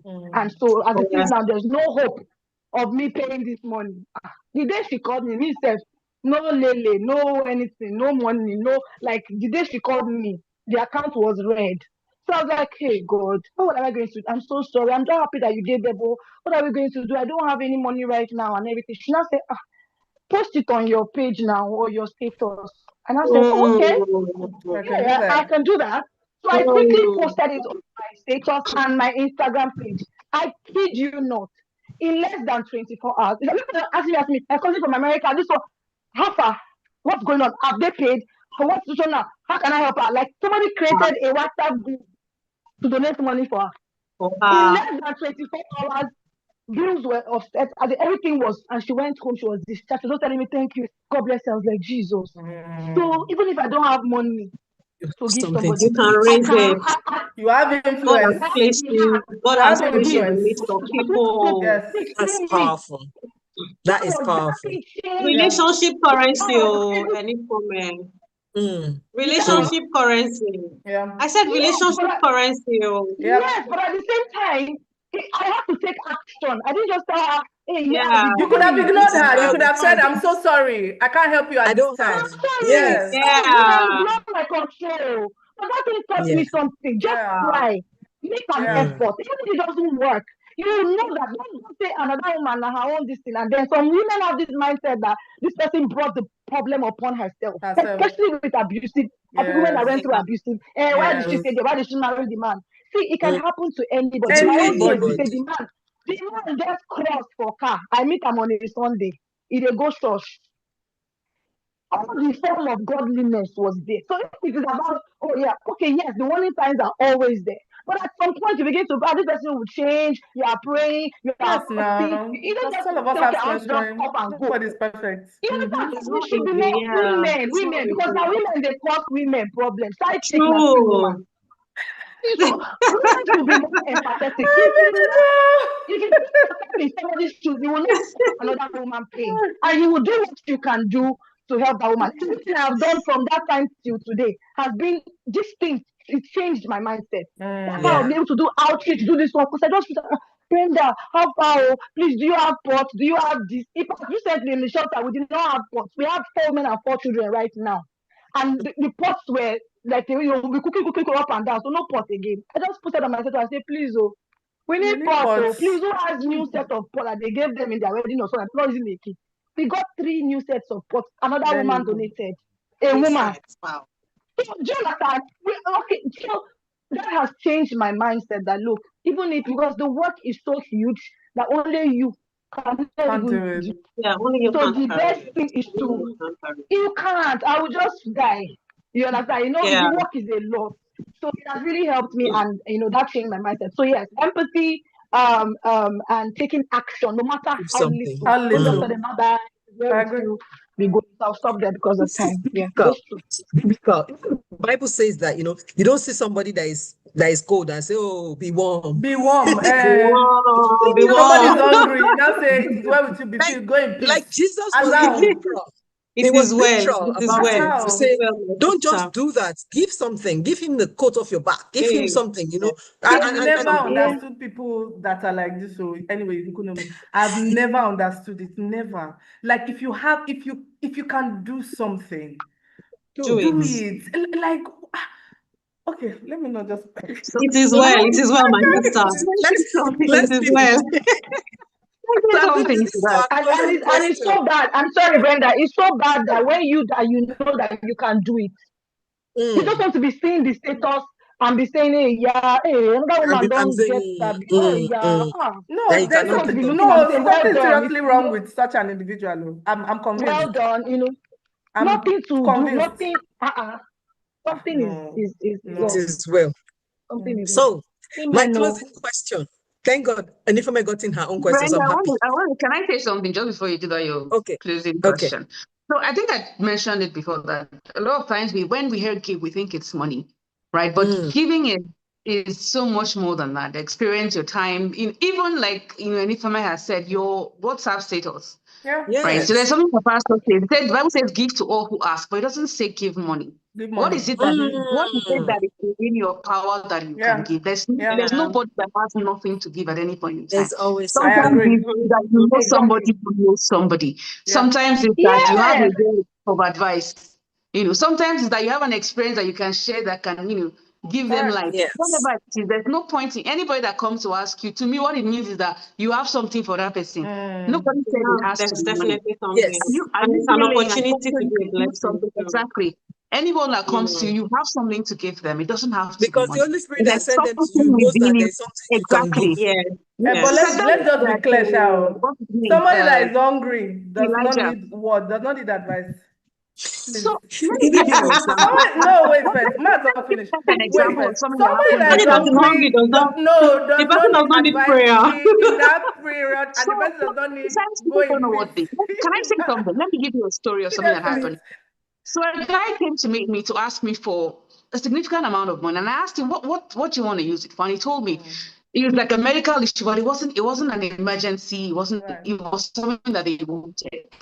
I'm like, okay. And I thought to myself, have you had to me, I was like, have you had a second opinion? Listen that you're saying. Yeah. It doesn't make sense to me. Like, have you done a second opinion? And you went round. And I said, well, okay, that's what I think. Then I thought about it and I reflected and I'm like, you know what? This guy wants this thing. Give him what you can. So I told him this: if you want to raise money, this is how to do it. Because I was also taught how to ask so that to make it easy for people to give to you. I was like, this is money that you want, divide it into 10. Right. Write a list of 10 people. I will give you one part of it. Since you insist that you want it, I'm not going to give you the whole thing because I don't even really believe in what you're doing, but you are insistent upon it. I'll give you one part of it. But find 9 more people, including yourself, and put it together and then make that money. That's how to make it easy for people to give to you. Right. And I did that. And really, he hasn't come back. I don't know if he has gotten the whole money or whatever. Right. I said, that's what I can give you at this point in time. Right. I'm not the savior. Right. So what I'm saying is that at every point in time, yes, somebody that is hungry, you give food. But what if the person comes to you and you don't have food? Listen to the story that Informe gave. She didn't have the money for that thing at that point in time. Right. But she has something else that she could give. So that's the point I'm making. Yeah. If you can, yes, obviously. I agree with you. No, I do. You're not in the place to do so. 100%. What is it that is the you that you can give? That's the Elijah and the widow story. I don't have a lot, but I have this. Exactly. Okay. I have this is enough for this season. And from that little, the more will come. Yeah. So that's what I'm sorry, Brenda. But she did something I know about that you want which is important. Okay, I know that you want to ask a question, and this time is fast spent, but there's something that I really have to say. It's a scarcity mindset. That one join. Where you think that when I give, I'm going to be reduced. When I give, I won't have any more. Enough. Especially when I give, my shine will reduce. If I give, my own shine, it's a compliment. Yes. Your own is fine. If I tell you, Brenda, your hair is fine, my own is no longer fine. Fine. You know how you know I'm trauma. One day I was at the Milo shoot and I got into the shoot and I was just engaging all the mothers and everybody and I was like, you're what? Okay, somebody had said whether you are beautiful or something like that, and she said, "Oh, I'm beautiful too." I don't know how to explain it. Who hurt you, boo? She said something like that, like, "Oh, so I'm beautiful too. Like I'm also beautiful." I'm like, we're not dragging we are all beautiful. We're all beautiful. Well, sorry, like, oh, when you do it, when I give somebody, I have reduced. It's also the reason why people, especially women, do not help. People compliment to tell you how it's bad. Compliment. I cannot relate. Sorry, I can't relate. You know the funniest thing now is that she has answered the last question I was going to ask. The question that I've been trying to bring in, and you have refused me to ask. Sorry, you have answered it.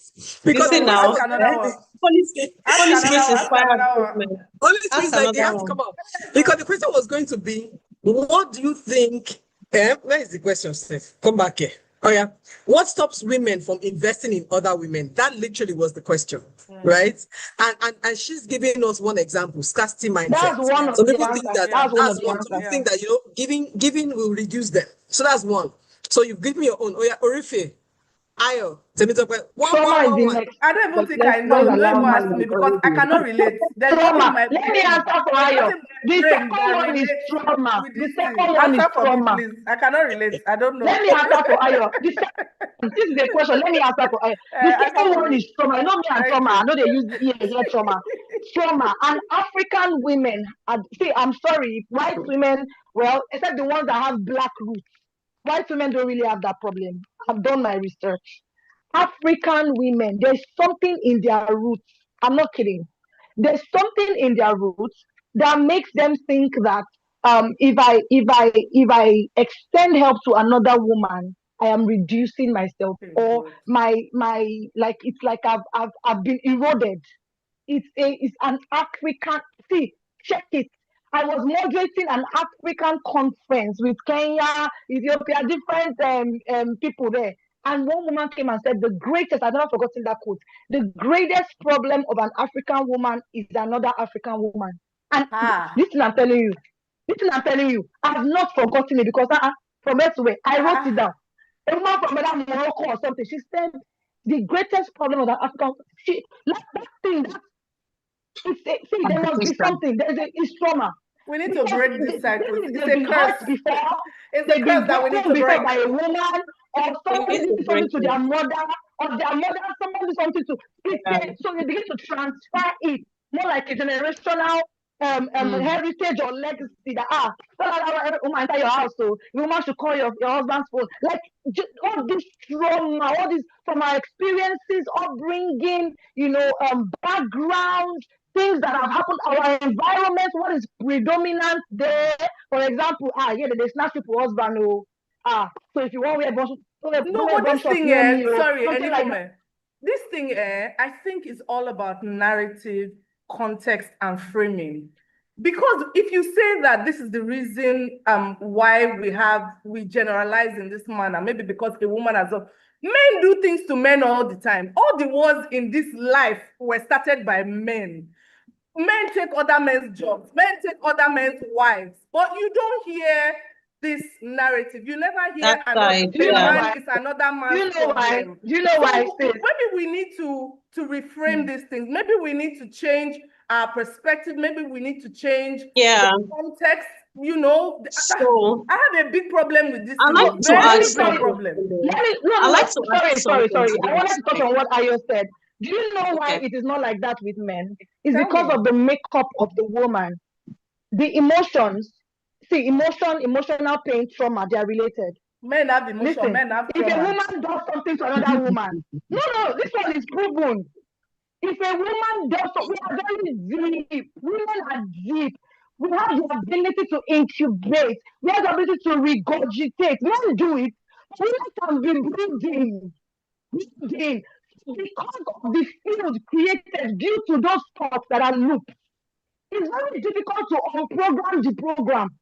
Except the woman is aware that this thing is a problem. No, why am I thinking like this? Which many people don't think. So it's a loop.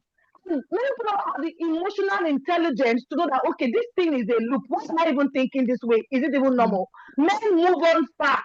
Check it now. A man marries a woman today. Something happens. The man is like, okay, yeah, well, what are we going to do? You see a woman that will be there 10 years, she never will marry again. Not because she doesn't want to marry, because the way we are wired emotionally, and if you check emotional pain, trauma, and emotions, that's really why it's like that. Not because it's not a narrative, it's a genre, it's a predominant thing that happens, not for everybody, but most of the time this is the way. Except you have done the inner work, you are trauma informed before you can now say, oh no. Yes, that's how it is. Sadly, but that's what it is. Okay, so I think I just want to add a bit to what Ayo and Enifome mentioned. For me, I think that the root cause really is women were brought up to compete against themselves. And I do not agree with the narrative that Africans, yes, I know that our own may be too much, but I've had experiences with people who are not, with women who are not African women, who also have manipulative tendencies, stepping on each other. So I do not agree that it is just an African thing. So I went for a party some years ago, and they called myself and another friend, a lady, and then two guys. So we're playing a game. No. Actually, it was myself, a lady, and another man. So he was supposed to, produce songs. You know, when you go for events and they tell you to sing certain songs from certain generations and all of that. Yeah. Guess what? My own ladies, they were just falling my hand. They were not supplying answers. The other person he was even competing with, another fellow guy, both of them were helping themselves. My own ladies were not helping me. Why? I was thinking of, I want to be first. But the guy, let us collaborate. Women, competition. Men, collaboration.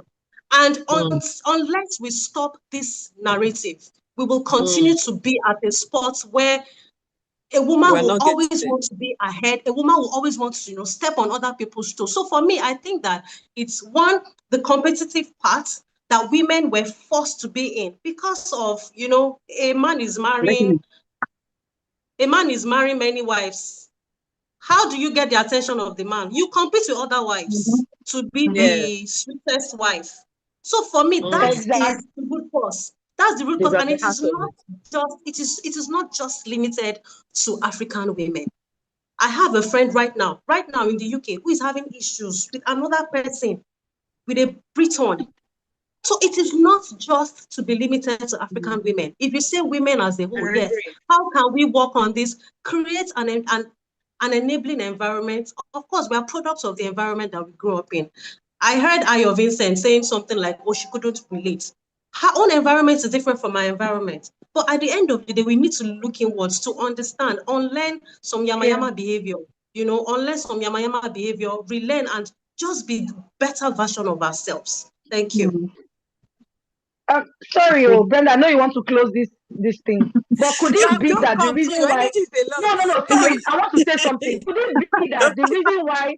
Because my grandfather had 5 wives, and till today, I'm not kidding you, my cousins or whatever, they are in this Lagos. We don't see ourselves. Some of us will be in Lekki. I don't know their house.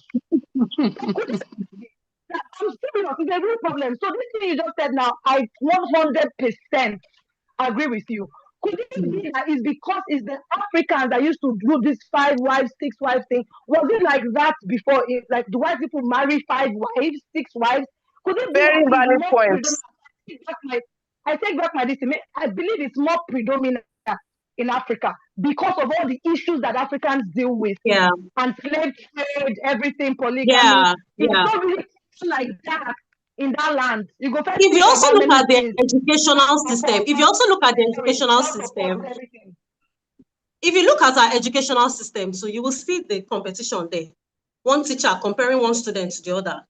Meanwhile, you can't try it over there, because if you try it over there are sanctions, there are consequences. Hello, Nigeria. Hello, Africa.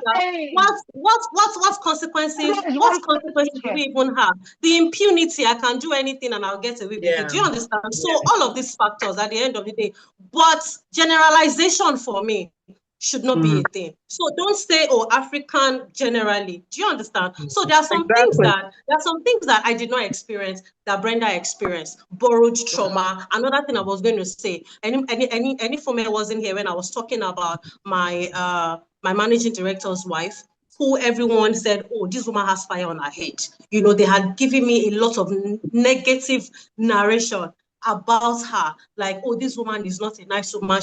But I got to know this woman. She is a principled woman. Right now, I call myself her baby lawyer, because she is so experienced in that area, in that field. I'm learning for her, because somehow the job I'm doing now, I have to review legal documents. I have to make certain decisions. I'm not a lawyer. I don't want to be a lawyer. But can I get the knowledge from her? Yes. Is she willing to give me the knowledge? Yes, she's willing. So how best do I put myself in that shoes? Removing whatever it is, whatever negative thing that people have, given to me, and to ensure that I don't allow that to affect my movement. So a lot of us women, when another person tells you something about another person, you've already borrowed the wahala and you are meting it out against the other person. And the narrative, you're very correct. Yeah, you're correct. Okay, so thank you so much, ladies. I know that if we leave you people, we will be here. We don't even want to go. This is our 100th episode. We cannot just come and go like that. Because we have almost done 2 hours and you guys are still raring to go. I'm like, come on now. What a way Brenda, to turn I have one thing I want to say. I have one thing I want to add. There you go. Wahala. This is important. I don't know. May I go ahead? Please go ahead. Okay. So I think that, for me, the last thing probably I'll say today is what we need to give to ourselves as women. I've talked about, giving the younger women a permission to be, but I think also ourselves, giving ourselves the permission to be our authentic selves. A lot that happens, all of this thing around competition, around scarcity, all the things that stop women from being the best of themselves and being able to invest in others actually starts from within, right? So when, I don't know who talks about identity. When you're not sure of who you are, competition comes in because you're struggling to be what you don't know. When you're not confident that who you are is enough, right? You're going to struggle. You're going to fight. You're going to do all of those things. So I think the deepest and most important feature, yes, healing, I think is a part of that, right? But it's about truly being yourself, being your authentic self. Now, there's a vulnerability that comes with being your real self. And sometimes the fear of that, the fear of revealing oneself, the fear of that vulnerability prevents us from actually doing that, right? So I think that authenticity is a major and key factor. You know, in law, they say you cannot give what you do not have, really. So all the things you say you want to give, you must be giving from a real place, right? Else is really hypocritical and surface at best. Who are you really at the depth of, at the depth of everything? Who are you, right? What is it that God created you I to like be how at? you are peeping into my questions. Oh, I love it. I just love it because my follow-on question was going to be, how do we break this cycle? Because, we've agreed that the reasons why women don't really support each other are, we said insecurity, trauma, we said competition, we've said scarcity mindsets, and, the fear of being replaced. And my follow-on question was actually going to be, how can we break that cycle? And there you go. Orife has already given it to me. Like, okay, so he's okay. Stop peeping at my notes. Seriously, I mean, it's been such an amazing time tonight. I honestly don't even want to leave. I'm just looking at my children that are coming to pick and ask me questions as if, is this 1 hour not over today? I'm like, go away. I'm having 100 episodes. Is it easy? Is it every day we turn 100? Please leave us alone. 100, please. 100 episodes. So I was going to ask the audience, right? For you, the woman who is watching right now, what is that one thing you can start giving today that will help another woman rise? I want all of us to go away with this reflection, because at the end of the day, we're talking about giving to gain. We've had a very robust conversation. We've talked about how giving is not only about money, it's about your time, your resources, your talents, your networks, your experiences, whatever it is you can give. So you need to think about ourselves. What is the one thing I can give to another woman today that can help her rise? Look around, look at the women around you, look at your sisters, look at the people, your colleagues at work, look at your friends in church, your friends in your community, or whatever it is. What is the one thing that you can give? Because each person will need something different, right? I just said that the person that is hungry, you cannot be telling them go with God. You have to give food. You have to go into your bag of rice and bring out 1 cup. You have to help. Do you see?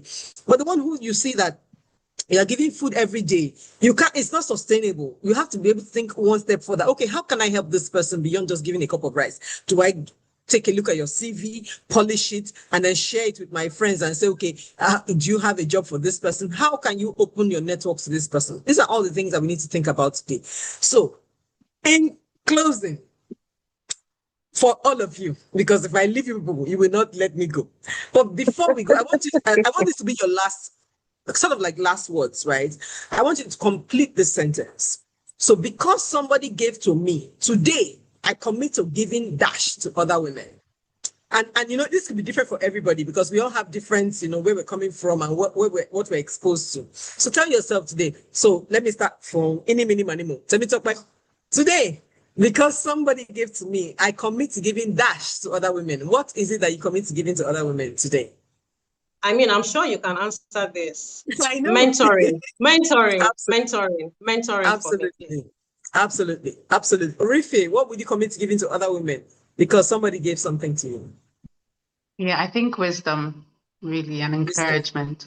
Yeah. I love it. Wisdom and encouragement. I can give context to that. I'm stingy with myself. I can give you money, but leave me alone. So I commit to giving more of myself and the experiences that I've had. Yeah.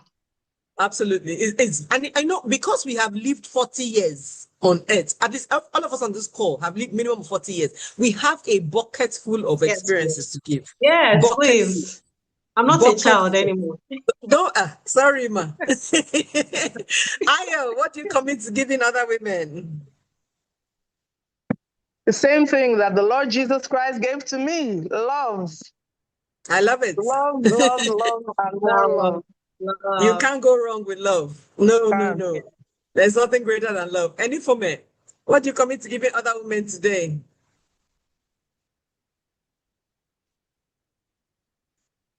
Any for me, are you with us? Where is she? Okay. I thought she was on. Okay. Yeah, so sorry. I have to attend to the kids. So because somebody gave me access to information, somebody gave me encouragement, somebody gave me love, somebody gave me hope, inspiration. Today, I am giving same to other women and more, and mostly giving of myself, my knowledge, the things that I have learned from my experience, and my own access that I can give, and inspiration, love. Love is like the best gift that I give to women because that compassion is very important. And once I'm able to do that, they are able to see themselves differently. They're able to heal and all sorts of things. So yeah, that's fine. Yeah, amazing, amazing. I love it. People won't ask Any me, former is an would you extra ask me my shift own? student. Extra sheet. Yes, This one. extra I said shifts. it's God that Extra helped shift us like hold them in that Ayo. traffic. If this woman was not held in that traffic, would have been here 3 hours today. It's God that helped us to hold her in that traffic. We'll But be, like, we'll be here to solve midnight. Brenda, we're asking you. We're flipping, okay, we're so for flipping me, the table now. yes, because I have received the support of other women. Today I commit to giving my platform, my networks, my experience to other women. I believe in sharing the spotlight. I believe in shining so that other people can shine.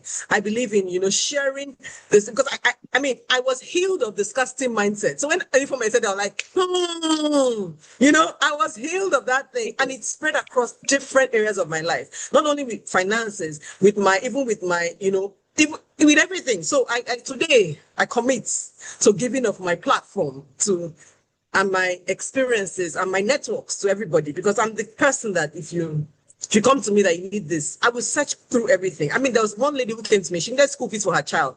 The day she called me, I didn't have any money. I was like, where will I see money to give this woman? I didn't have it, and it wasn't such a large amount, but I just didn't have. So I said to her to go and pray. I said, because you need to know that God is real and God is the giver of things. So go and pray. You and your child, go and pray to God, because I personally, I can't help you. So she was praying and I was praying. And guess what? I was at work one day and somebody came into the office and decided to speak to me about different things. I don't know why. He was speaking to me about his life, where he started from and everything. And it was so profound. And the Holy Spirit nudged me to say, ask him about this. And I was like, they don't used to do like that. It's like, ask him. What's to say is no. So just mention that, I have this community, I run this, and I have someone that needs, because like, how much do they need? I just told him, send me the accounts. Boom. Oh, wow. That's how I sent the money. One person, we didn't have to go cap in hand with 100 people. One person, boom, give us the money. I called the lady. She was just sending me a text saying, her daughter was really crying that the date was about to reach that, the deadline. I was like, tell her daughter to clean her eyes, stop fasting, she go and eat, because God have answered a prayer. And that was how it was such a great lesson for me that I was able to use my networks to help somebody else. I didn't have to have it all. Just the same way that any woman felt with that lady that she put on her WhatsApp status. And that's just to show that we have more to give than we think. It's not always about the money. If you had only money, then you don't have anything. If money is all you can give, you don't have money. You don't have anything. Sorry. Don't have anything. So, dear ladies, I have to draw the curtain of today's call because it's been amazing. I didn't want it to end. I was having such an amazing. Okay, people are even asking. Somebody said she will give mentoring. Oh yeah, now people are telling me what they are going to give. It's been so amazing here tonight. I love the variety of our stories. I think that the Holy Spirit selected you ladies to be here tonight, and somebody who's watching is going to learn something from our shared stories. And if that is all we've been able to contribute to the International Women's Day of this year, I think we have done We've done amazing, and I'm super excited. I'm the amplified woman. Did you see my t-shirt? Yes, we see your t-shirt. I'm so excited today, 100 episodes. And to be honest, the story of this live, it started one day. I told you I have a mentor, right? Whose birthday is today, by the way? Mentor, Coach Wendy. Oh, wow. Today's her birthday. I joined her mentorship session. Happy birthday, Coach Wendy. I love you, love you, love you, love you. So that day, she talked about something. I said that if you cannot be consistent, heaven cannot trust you with things. Hey, Jesus. It entered into my bone. I said, what? And guess what? Before that time, I used to say, I'm a sanguine. I get easily bored. I start things and I can't finish it because that's just who I am. Right. The unrepentant sanguine. When I heard that heaven will not trust me with, I say, what? I will be cured. I say, Father, Lord, I will commit to doing something and I'll commit to consistency in this thing. I just went to go announce it. I want to be doing weekly live. I had no idea how it would run. I had no idea who would come and speak. I had no idea where I would find the people. I just said, if I say it out loud, it will happen. And I created flyer, and I just, the person that created flyer for me said, don't worry, ma, every week I'll be creating flyers for you for free. Just be sending me the people. I'm like, I said, God, I see you. And I went to Instagram. I just put it there. I'm going to be live. The first few weeks I was talking alone. Then somebody that said, bring guests. I said, let's see guests. First, every week, let me just be talking alone. They said, bring it. I just put it on my communities. I'll just put a quarter, topics in for 1 quarter. In minutes, it will be full. I'm like, I get people, and everybody has sense. When they come in, they're speaking with sense, and the people are always like commenting, and thank you for bringing this person, thank you for bringing that person. I'm like, Lord, I see what you're doing. Now, guess what? This started as something to help me. I was trying to say, because Ibuka Wishka always says, how you do one thing is how you do others. I said, if I can commit to consistent in one thing, my life will change. Alas, here we are. 100 episodes after. So excited. So, dear lady watching me today, you too can change your life by committing to one thing. Don't do too much. Don't look for big things. Don't look for 500 things. One thing, commit to one, and heaven will trust you with more. And on this note, I'm going to sign out. It's been an amazing time to see you guys. Happy International Women's Day. Thank you so much for joining. And see you same time next week, Tuesday, on your favorite show, Women's Matters. We will be here 7 p.m. WAT. God bless you. Thank you, ladies. Thank you so much. Bye, ladies. Bye, everyone. Bye-bye. Bye.